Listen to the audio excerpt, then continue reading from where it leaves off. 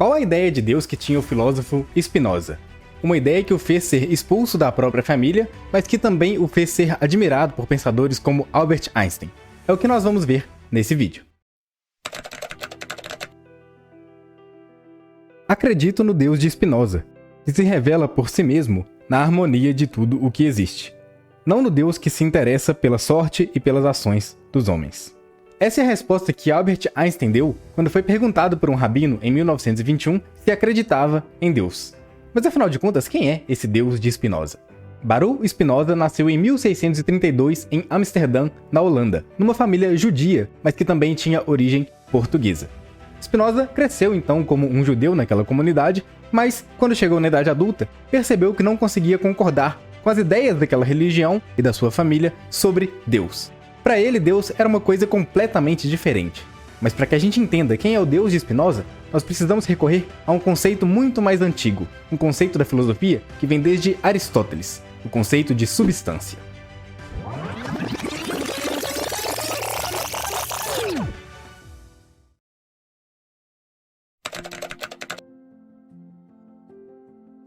Aristóteles escreveu que uma substância é uma coisa que é sempre ela mesma, é uma coisa que nunca muda.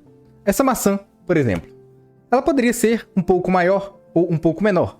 Ela poderia ser mais verde ou menos verde. Ela poderia estar mordida ou estar inteira. O tamanho, a cor, a posição, o jeito da maçã, tudo isso pode mudar. Mas ela nunca vai deixar de ser uma maçã. Por isso, a cor verde não é a substância da maçã. A posição da maçã, na minha mão ou em cima da mesa, não é a substância da maçã. A substância é aquilo que nunca muda. A substância é aquilo que faz a maçã continuar sendo uma maçã. Spinoza rejeitou essa explicação de Aristóteles para o que é uma substância. Segundo ele, na ideia de Aristóteles, uma substância só pode ser explicada a partir dos seus predicados. Ou seja, para explicar a maçã, eu preciso falar que ela é verde, eu preciso falar do sabor que ela tem, eu preciso falar de onde ela está. E uma substância não pode depender de nada mais. Uma substância tem que ser uma coisa que se explica a si mesma. A substância tem que ser uma coisa que não depende de mais nada. Essa é a definição de substância para Spinoza. A consequência lógica dessa definição é que só pode existir uma substância no mundo inteiro. Porque se existissem duas substâncias, a gente teria que falar de uma se referindo à outra. Mas se a substância é uma coisa só, se uma substância é uma coisa que explica a si mesmo, ela só pode ser uma. A única coisa que existe no mundo é uma coisa só. É uma substância só. Então, só existe uma substância. Todas as coisas que existem, tudo que você consegue enxergar, tudo que você consegue pensar, tudo que você consegue sentir, são partes da substância. Só existe uma substância que é tudo o que existe. Cada parte da natureza é uma parte da substância. Toda a natureza, todo o universo é a substância. Deus, natureza e substância são três palavras idênticas, segundo Spinoza. São três palavras para dizer a mesma coisa. Tudo o que existe no mundo é substância. Tudo o que existe é natureza. Tudo o que existe é Deus. Ou, nas palavras do próprio autor, tudo aquilo que existe, existe em Deus. E nada pode existir nem ser concebido sem Deus. Além de Deus, não pode haver nem se pode conceber alguma substância. Essa é uma concepção que na filosofia a gente chama de panteísmo, a ideia de que Deus é o mundo e que o mundo é Deus. Então, na ideia de Spinoza, Deus não é uma pessoa, Deus não é um espírito, Deus não é o criador do mundo, Deus é o próprio mundo.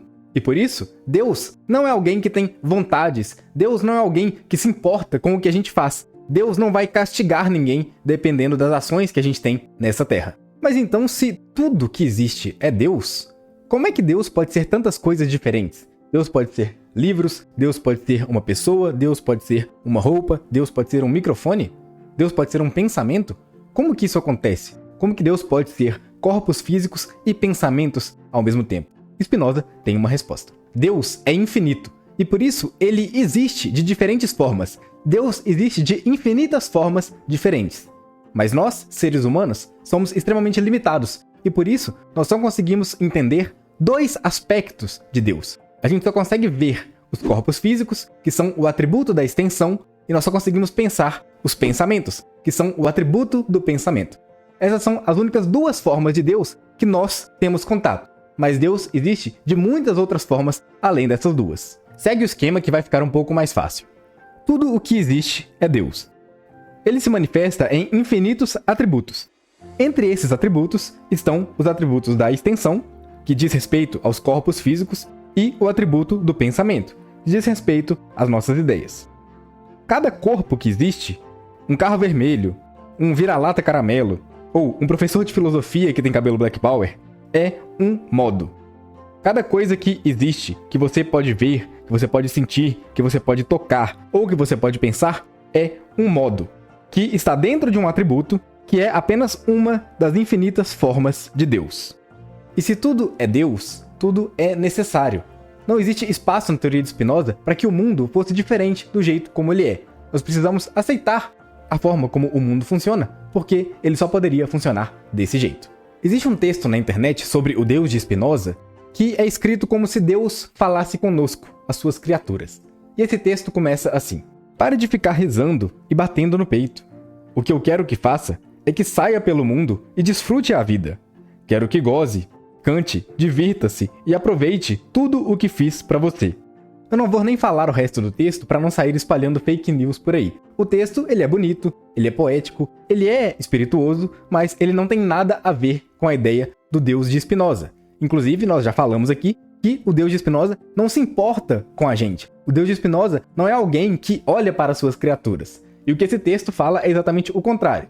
Esse texto, na verdade, que é dito como um texto de Spinoza, é o texto de um médium mexicano, e não de um filósofo holandês. Não tem absolutamente nada a ver.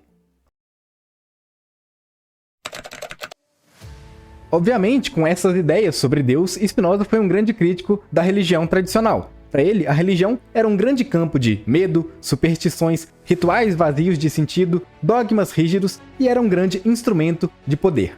A Bíblia, para ele, não passava de um livro com textos escritos por pessoas humanas. Não havia nada de inspirado, não havia ali inspiração divina naquelas palavras da Bíblia. Apesar dessas palavras, isso não significa que o Spinoza fosse um filósofo imoral. Na verdade, ele colocava o amor ao próximo e a justiça como os grandes valores que a humanidade deveria ter. Mas isso de nada adiantava. Ele obviamente foi acusado de ateísmo, apesar de que, como nós vimos, na verdade ele tinha uma visão de Deus que se aproxima muito mais do panteísmo e está bem longe do ateísmo. Quando as ideias de Spinoza começaram a se espalhar ali pela comunidade na Holanda, ele recebeu uma oferta de suborno. Tentaram pagar para que ele parasse de dizer aquelas coisas e parasse de escrever aquelas coisas. Ele rejeitou a oferta. E então, em 1656, ele foi excomungado e expulso da sinagoga de Amsterdã que ele frequentava junto com sua família. O discurso proferido pelo rabino foi: com a justiça dos anjos e dos santos, nós excomungamos, excluímos, maldizemos e anatematizamos Baruch de Spinoza. Que ele seja maldito de dia e maldito de noite. Que ele seja maldito no sono e maldito na vigília. Que ele seja maldito fora e maldito dentro. Que o Senhor não o perdoe. Que a cólera e a fúria do Senhor caiam de agora em diante sobre este homem e derramem sobre ele todas as maldições escritas no livro da lei. Que o Senhor destrua o seu nome sob o sol.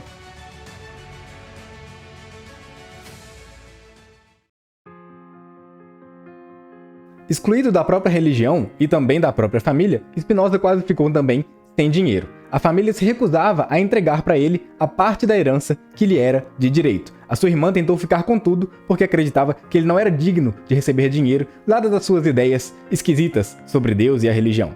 Spinoza, é claro, conseguiu vencer na justiça, conseguiu reaver o seu direito de ter o dinheiro, mas nunca pegou o dinheiro. Ele só queria provar que ele tinha direito, como qualquer outra pessoa, à herança da família, independentemente de quais fossem as suas ideias sobre a religião. Ele sofreu ainda uma tentativa de assassinato, que não deu certo, e acabou sendo acolhido por grupos de cristãos que pregavam a liberdade religiosa. Acolhido por esses cristãos, Spinoza decidiu mudar o seu nome de Baruch, que tem uma grafia que vem da origem hebraica, para Benedictus, que é o mesmo nome, Bento, porém com a grafia em latim, com a grafia cristã, que inclusive é o nome do último Papa, o Bento XVI.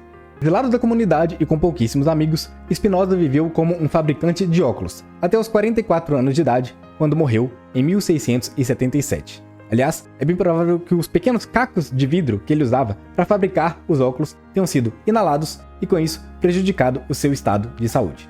Se você quiser conhecer mais da vida e da obra desse pensador, eu sugiro que você assista o documentário Spinoza, o Apóstolo da Razão. É um pequeno filme, tem menos de 1 hora de duração e conta bastante, de uma forma bem interessante, a vida desse pensador. Na descrição também estão os links para o podcast do Segunda Navegação e o meu perfil no Instagram, onde você pode seguir o seu aprendizado. Baixe também o e-book Como Estudar Filosofia, um e-book que eu escrevi que é o melhor guia para quem está começando seus estudos nessa área do conhecimento. Eu te vejo no próximo vídeo e até mais!